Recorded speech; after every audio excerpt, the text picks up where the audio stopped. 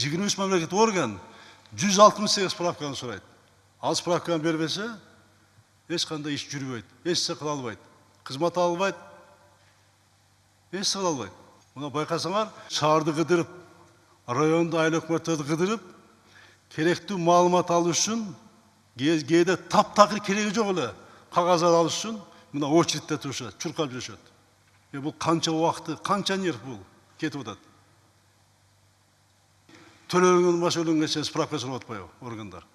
Ошол өзүнө керектүү справканы түндүккө тезирээк кирип, бириктирген проектке кирип туруп, эмне үчүн ошол элди ар жакка чуркатпастан бири-биринен маалымат албайт? Эмнеге албайт маалымат? Мамлекеттин чеги бар да. Киргиздесе тоскоо кылып атасыңар, мамлекеттик органдар. Керек болсо мамлекеттик органдар, кызмат көрсөткөн органдар мөөнөт кылып, обед убагында кызмат көрсөтүш керек. Ал сенин милдетиң, ошон үчүн айлык алып, ошо балачкаңды багып отурасың. Ал милдетиң сенин. Мына кээ бир жерге барганда, даже жаап коюп тойго кетип калышат. Обед деген 2 саат кээ бир жерлерде. Сурабай атпайсыңар, отурат губернаторлор. Айрыкча областта, райондордо ошондой болот азыр. Республикада кээ бир министрлер агенттиктен башта да эл кабыл албайсыңар келген кишилерди.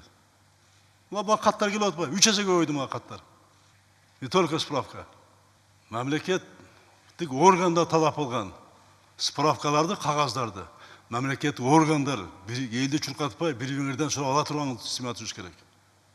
Качан түндүктө ижара кирсеңер, болгон азыр 50ден 8-ге 12 кирдиби? 50 органдан. Мына ошол фактлардын баары тең түп тамырынан жок болуш керек. Атайлап тоскоолук кылып аткандар.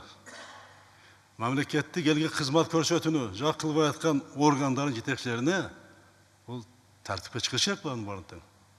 Мамлекеттик кызмат көрсөтүү чөйрөсүндөгү санариптик технологияларды масштабтуу түрдө киргизүүнү өзү айтып турбайбы?